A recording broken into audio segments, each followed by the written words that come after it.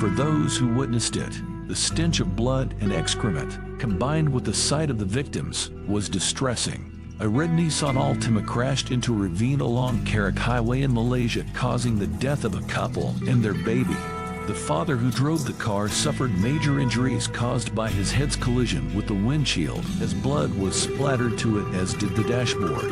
His wife was rushed to the hospital, where she was pronounced dead on arrival.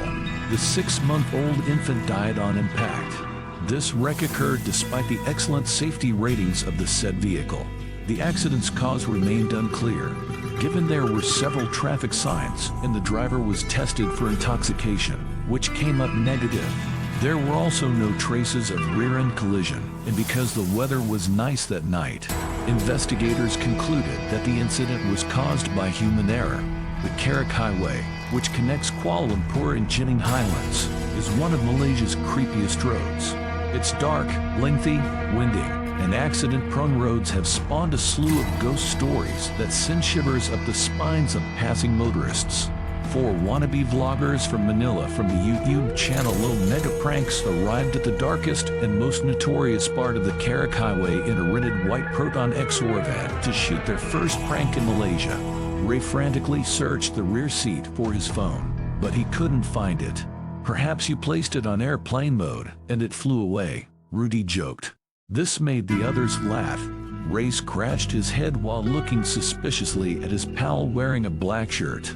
Rudy has the habit of playing practical jokes on Ray because he considered him easy picking due to Ray's below-average height. Not to mention that Ray was dubbed as the king of cowardice because he was easily terrified. Jason scanned the location. It's a long, dark stretch of pavement that goes as far as the eyes go.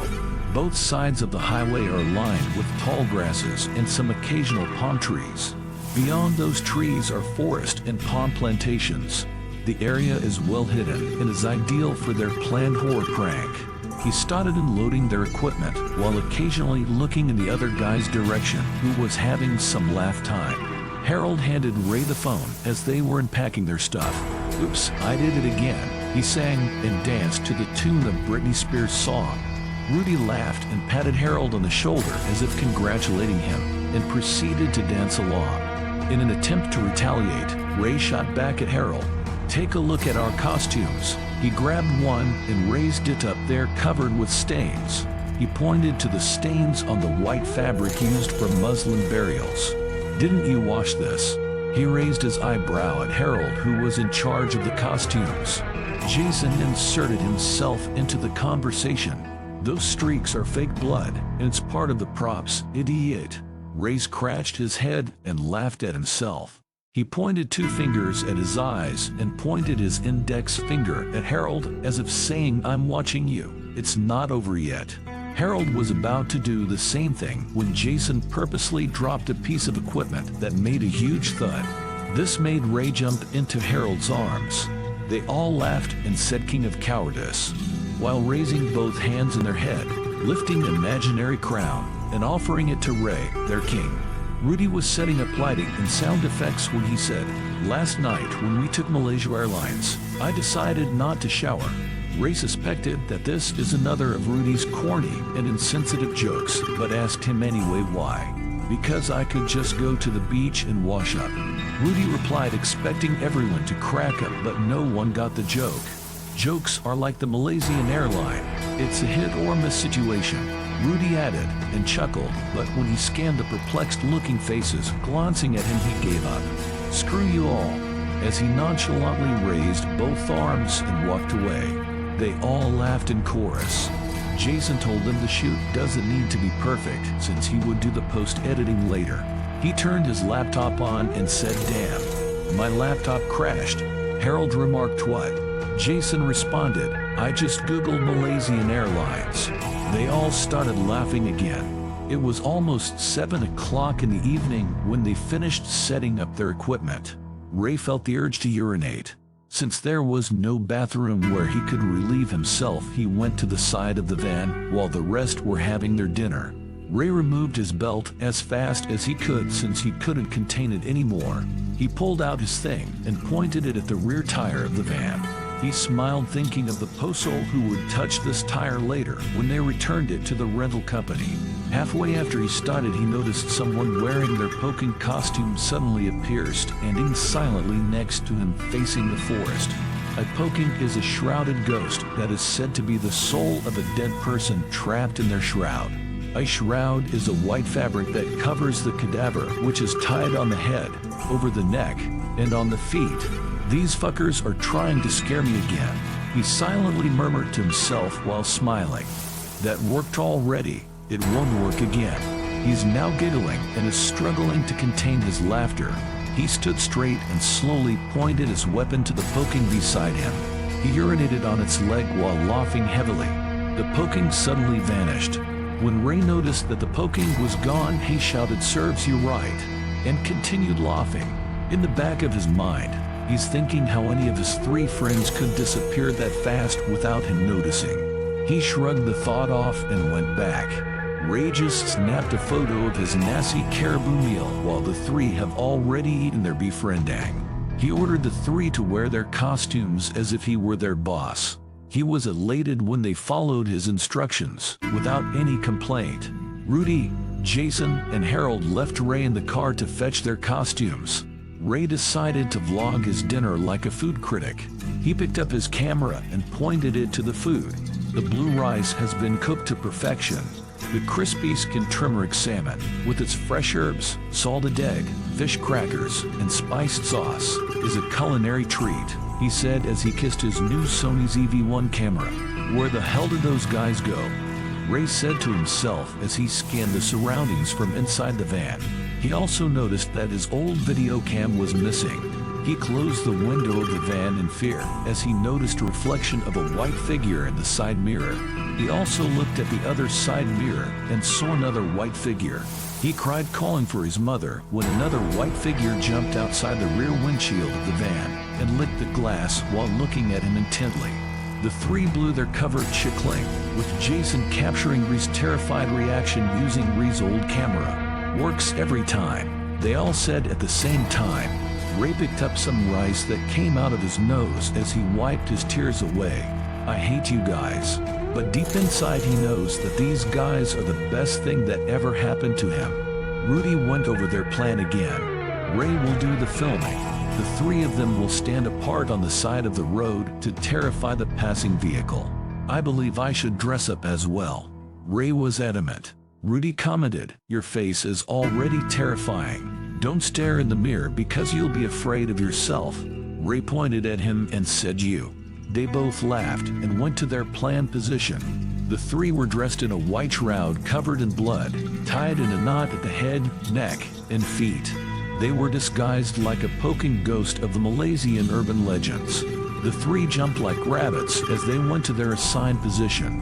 At the time, the Karak Highway was not a major thoroughfare. They must wait for 10 to 20 minutes for a motorist to pass. A blue Honda Jazz was the first to arrive. They were just honked at by the vehicle. The driver of the following car, an Isuzu orange pickup truck, came to a halt when he noticed Harold, who was stationed as the first to be seen. When the passengers looked back, they spotted Jason and Rudy on different sides of the road. They screamed as the driver accelerated the automobile. Their reactions were captured by Ray, so he gave them a thumbs up. A red car arrived and pulled over to the side of the road near their location. The father was the driver with his wife and their baby inside. The father checked his engine but was terrified when he saw Harold. He ran but spotted Rudy and Jason. He closed the hood and slammed the door as he entered the car. His wife asked him why, and he pointed at the location of the fake Pocong ghosts. The woman screamed, so he started the engine and drove in haste. The 4 burst into laughter. They continued to scare some more motorists and took some more videos. They had no idea that one of the vehicles would be involved in an accident as a result of their actions. Ray was examining the footage he recorded when he saw a white object drifting away from them. Jason, who does the editing in their videos, saw the footage. "It's just a bright blip," he said dismissively as he turned his laptop on. When Harold saw they had a flat tire, he decided to replace it. He went to his toolbox and pulled out the jack and the wrench. He also removed the spare tire from the back. He said, "We need time to change the tire. Why don't we just call the car rental company and have them service us?" Jason asked. "It could take a little longer, buddy, but trust me, this won't take 15 minutes. It was the same tire where Ray urinated, and Harold did not smell it because he was suffering from a runny nose, although he had taken some medicines after his meal. Harold was still swapping tires after 20 minutes. Where did your 15 minutes go, bro?" Jason inquired sarcastically. "Moving the lug nuts is impossible. I'm exhausted." Harold was irritated. "Let me make a phone call to the automobile rental business." Rudy scrolled through his phone for the number and phoned it. A voice of a woman responded, asking him, "Why did you kill us?" "Excuse me," Rudy replied curtly. "We are in the red car. Your prank killed me, my husband, and my baby." The woman was crying when she mentioned the baby. The conversation ended there because the call was disconnected. When Rudy informed the others about it, Harold and Jason said it was just a reverse prank being played on them. But the call frightened Ray and was so bothered if what the woman said was true.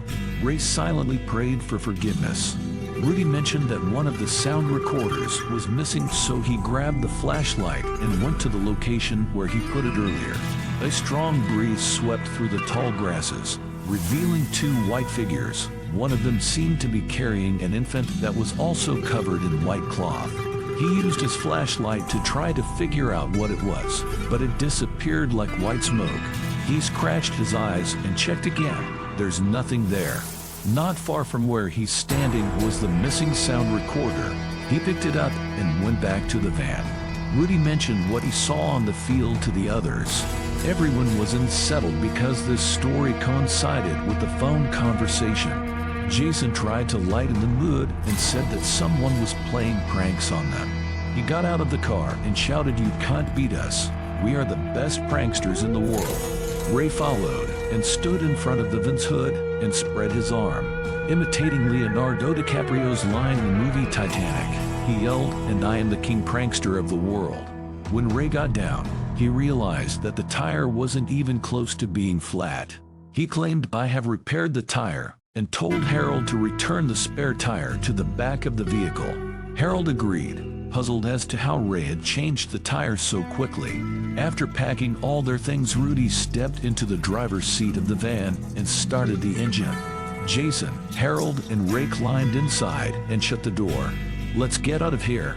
This place stinks like urine," Harold said, covering his nose with his left palm. He was also perplexed as to why his hands reeked of pee.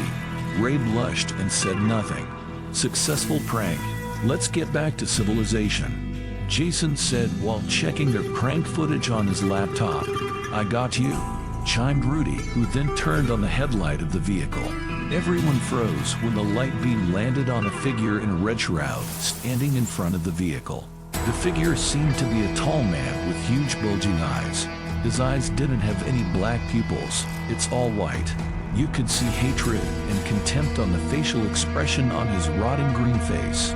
He looked like a poking ghost with a knot on the head and neck, but his knot on the body and legs was loose.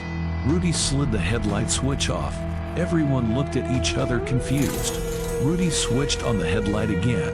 The man was still there, except this time it was smiling, revealing his oversized razor-sharp teeth. At the same time, one of his hands was out of the shroud. He raised what appears to be an axe. The group was gripped by panic.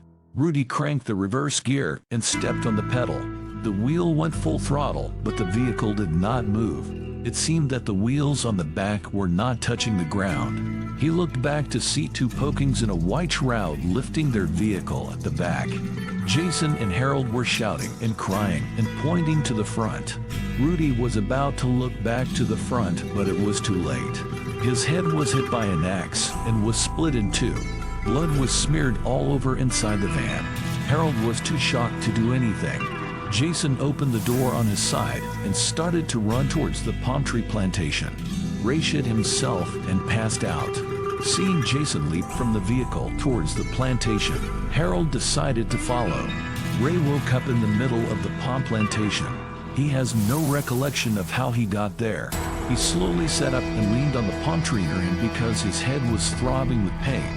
When he was about to raise his right hand to touch his head, he noticed that his hands were covered in blood, and there was an axe near him. On his right side, piled up one against each other, were the decapitated bodies of Harold and Jason.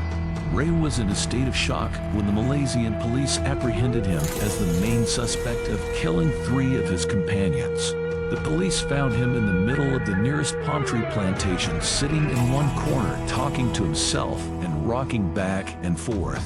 He reeked of the smell of excrement and urine. He was placed in an isolation cell while awaiting his trial because he was deemed violent and a danger to society. Sitting on the floor of a damp, dark, and eerily silent cell, Ray slowly raised his head to the sight of 3 Pocings in a white shroud staring at him blankly. Ray wet himself in panic and retreated to the corner of the room farthest from the 3 Pocings. The Pocings jumped like rabbits in unison in his direction. Ray was shaking violently in fear. He didn't even have the courage to open his eyes. He knew they were on top of him because he could feel them breathing heavily on him. Knock knock, the 3 entities said in familiar voices. Ray slowly opened his eyes as he replied, "Who's there?" Malaysian Airlines. Tears streaked at Ray's eyes as he looked at each one of the entities. Rudy, Harold, and Jason visited to say their final goodbye to their king.